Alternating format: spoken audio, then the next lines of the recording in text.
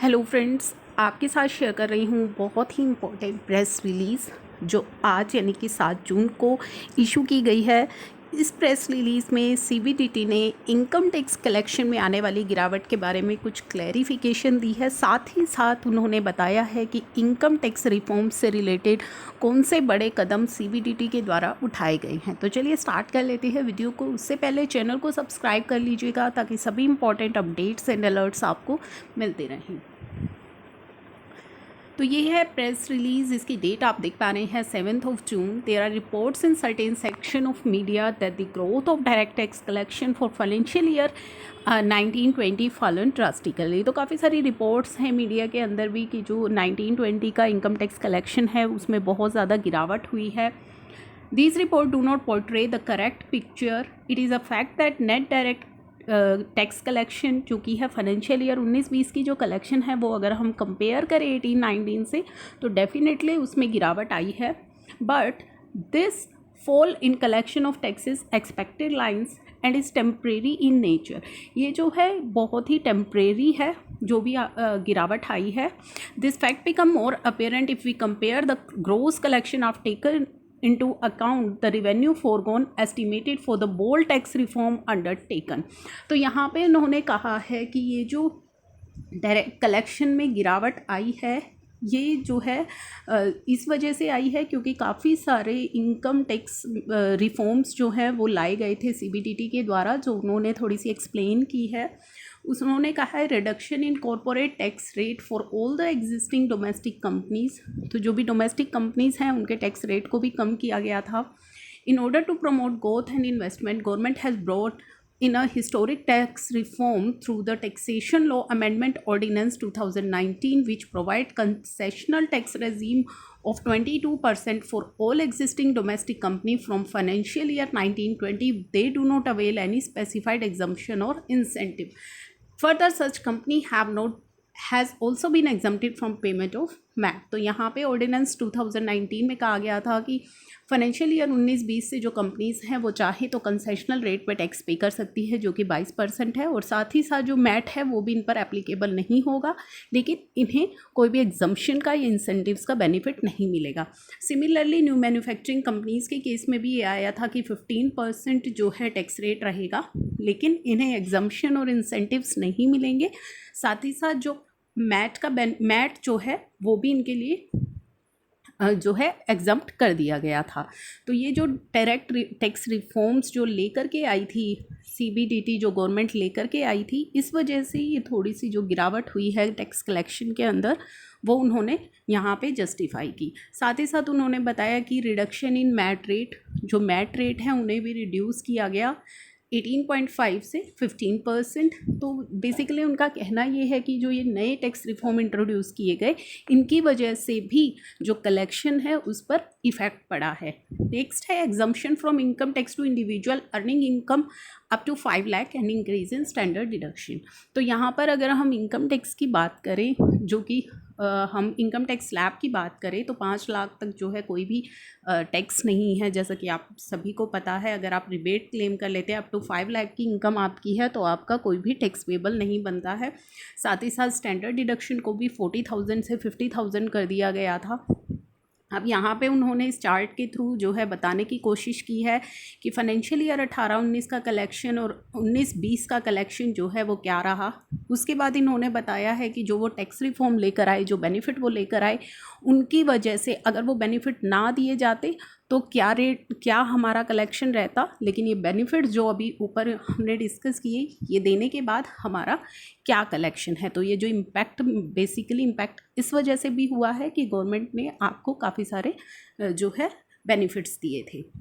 अब नीचे इन्होंने डिस्कस किया है furthermore the assertion that in spite of tax reform the investment had not picking up is not correct and is without appreciation of the reality of business world. The setting up of new manufacturing require various preliminary steps like acquisition of land, construction of factory sites, setting up of office and other infrastructure. This activity cannot be completed in few months and the manufacturing plants cannot start manufacturing goods from the next day of announcement of reform. तो यहाँ पे इन्होंने कहा है कि manufacturing enterprises के बारे में कहा है कि उनको सेटअप करने में, उनका पूरा जो है एक्टिविटी स्टार्ट होने में कुछ समय लगता है. The tax reform were announced in September 2019 में अनाउंस किए गए हैं and result are expected to be visible in the next few month and in years to come. The outbreak of COVID-19 may further delay this process, but the growth in production due to these tax reform is bound to happen and cannot be stopped. तो यहाँ पे कहा है कि COVID-19 की वजह से थोड़ा डिले ज़रूर हुआ है मैन्युफैक्चरिंग यूनिट्स को सेटअप होने में, लेकिन जल्दी ही ये चीज़ें जो है कवर कर लेंगी, जल्दी ही ग्रोथ आपको देखने को मिलेगी. उसके बाद गवर्नमेंट ने बताया है some of the recent steps taken in the direction apart from those discussed above. अब जो ऊपर इन्होंने डिस्कस किए हैं स्टेप्स जो लिए गए हैं टैक्स रिफॉर्म्स, उसके अलावा गवर्नमेंट ने और कौन से जो नए स्टेप है लिए हैं वो है, पहला बात करते हैं पर्सनल इनकम टैक्स का. In order to reform personal income tax, the Finance Act 2020 has provided an option to individual and cooperative societies for paying income tax and concessional rate if they do not avail specified exemption and incentives. Personal income tax की बात करें तो यहाँ पे जो है finance act 2020 ने एक ऑप्शन प्रोवाइड किया है इंडिविजुअल्स को और कोऑपरेटिव सोसाइटीज़ को कि वो कंसेशनल रेट पे टैक्स पे कर ले, लेकिन उन्हें जो एग्जम्पशंस हैं, डिडक्शंस हैं, उनका बेनिफिट नहीं दिया जाएगा. Abolition of dividend distribution tax. In order to increase the attractiveness of the Indian equity market and in order to provide relief to large class of investors in whose case dividend income is taxable at the rate lower than the rate of DDT, Finance Act 2020 removed the dividend distribution tax under which company are not required to pay dividend distribution tax with effect from 1st of April 2020. तो यहाँ पे जो companies हैं उनको अब DDT पे नहीं करना पड़ेगा 1 अप्रैल से. वो जो डिविडेंड डिस्ट्रीब्यूशन टैक्स है वो अब किसके हैंड्स में टैक्सेबल होगा? रिसिपिएंट के हैंड्स में. The dividend income shall be taxed only in the hands of recipient at the applicable rates. Next, अब इन्होंने कहा है विवाद से विश्वास scheme. A large number of disputes relating to direct taxes are pending at various level of adjudication from Commissioner of Appeal level to Supreme Court. तो काफ़ी सारे disputes pending है, चाहे वो जो कि कमिश्नर लेवल से लेकर सुप्रीम कोर्ट तक. These tax disputes consume a large part of resources both on the part of government as well as taxpayer and also deprive the government of the timely collection of revenue. तो इसकी जो है disputes है ये दोनों ही तरफ से जो है आपका ज़्यादा मतलब कि टैक्स पेयर के एंड से भी और गवर्नमेंट के एंड से भी अननेसेसरली जो है टाइम भी वेस्ट होता है, मनी भी वेस्ट होती है इन डिस्प्यूट्स में. तो यहाँ पे जो कहा गया है with these facts in mind an urgent need was felt to provide for resolution of pending tax dispute which not only benefit the government by generating timely revenue but also taxpayer and it will bring down mounting litigation cost and effort can be utilized for expanding business activities. तो यहाँ पे जो है एक one time opportunity दी गई अपने जो है पेंडिंग डिस्प्यूट्स को जो है सेटल करने की, ताकि जो ये डिस्प्यूट्स की कॉस्ट है, साथ ही साथ जो ये डिस्प्यूट्स में अननेसेसरली एफर्ट लगते हैं वो हमारे बच सके और जो हमारा ध्यान है वो ज़्यादा से ज़्यादा अपने बिजनेस को एक्सपेंड करने पर लगे. डायरेक्ट टैक्स विवाद से विश्वास एक्ट 2020 जो है वो लाया गया 17 मार्च 2020 को, under which the declaration for setting dispute are currently being filed. Next जो इम्पोर्टेंट इन्होंने कहा है कदम उठाया गया है faceless e assessment scheme. The e-assessment scheme 2019 has been notified on 12th of September 2019, which provide for new scheme for making assessment by eliminating the interface between the AO and the assessee, optimize use of resources through functional specialization and introducing the team-based assessment. तो faceless assessment का जो यहाँ पे लाया गया था कि faceless assessment अब की जाएगी, आपको इंटरेक्ट करने की ज़रूरत नहीं है एओ से.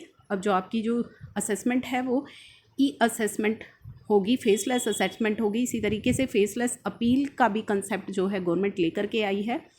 document identification number. In order to bring efficiency and transparency in the functioning of income tax department, every communication, whether it's related to assessment, appeal, investigation, penalty, rectification, among other things, issued from 1st October 2019 से अगर कोई भी assessment, कोई notice, कोई investigation, कोई rectification का order आपके पास आता है तो उस पर एक कंप्यूटर जनरेटेड डिन नंबर होगा। तो ये डिन नंबर का कंसेप्ट भी जो है गवर्नमेंट लेकर के आई है।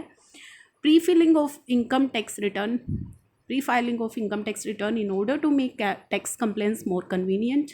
Pre-filed ITRs have been provided to individual taxpayer. Pre-field ITRs आती हैं आपकी, अगर आपने देखा हो तो ITR फंड का काफ़ी सारा डाटा आपका प्री-फिल्ड आता है। तो प्री-फिल्ड का कंसेप्ट भी गवर्नमेंट लेकर के आई ताकि आपको कन्वीनियंस हो अपनी ITR फाइल करने में।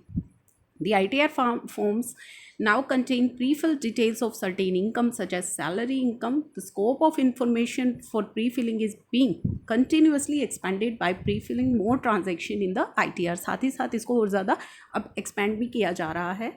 Encouraging digital transaction in order to facilitate digitalization of economy and reduce unaccounting transaction, various measures have been taken. काफ़ी सारे जो है मेजर्स कदम उठाए गए हैं गवर्नमेंट की तरफ से ताकि डिजिटलाइजेशन को जो है आप यहाँ पे जो है इनकरेज किया जाए। Now simplification of compliance norm for startup have been provided hassle-free tax environment which include simplification of assessment procedure, exemption from angle tax, constitution of dedicated startup cell, relaxation in norms for prosecution. The threshold for launching prosecution has been substantially increased. A system of collegium of senior officer for sanction of prosecution has been introduced. This norm for compounding has also been relaxed. तो यहाँ पे किस level तक पे जा कर के आपकी प्रोसिक्यूशन हो सकती है उसकी थ्रेशोल्ड को भी बढ़ाया गया है। Now raising of monetary limit for filing of appeal to effectively reduce taxpayer grievances and litigation and help the income tax department focus on litigation involving complex legal issues and high tax effect. The monetary threshold for filing of departmental appeal have been raised from 20 lakh to 50 lakh for appeal before ITAT and from 50 lakh to 1 crore for appeal before High Court and 1 crore to 2 crore for appeal before supreme court. तो यहाँ पे monetary limit को भी increase किया गया है appeal की ताकि जो इनकम टैक्स डिपार्टमेंट है उसका ज़्यादा से ज़्यादा ध्यान हो कम्प्लेक्स लीगल इश्यूज़ पे और ज़्यादा जहाँ पे ज़्यादा टैक्स इफेक्ट हो रहा है वहाँ पे। Now expansion of scope of TDS and TCS for widening the tax base, several new transactions were brought in the ambit of TDS and TCS. काफ़ी सारी ट्रांजेक्शन को अब TDS और TCS के अंदर लाया गया है। These transaction includes huge cash withdrawal, 194N को इंट्रोड्यूस किया गया है। अगर आप ज़्यादा कैश विड्रॉ करते हैं तो अब आपका TDS डिडक्ट किया जाएगा। फॉरेन रेमिटेंस पर purchase of luxury car, e commerce participants के लिए sale of goods, acquisition of immovable property. तो ज़्यादा से ज़्यादा ट्रांजैक्शंस को जो है TDS और TCS के अंदर लाया जा रहा है। तो ये काफ़ी बड़े कदम है जो CBDT के द्वारा उठाए जा रहे हैं टैक्स रिफॉर्म्स के लिए। तो ये इन्होंने क्लियर किया है इस प्रेस रिलीज़ के थ्रू। आई होप ये आपके लिए है useful. Thank you for watching.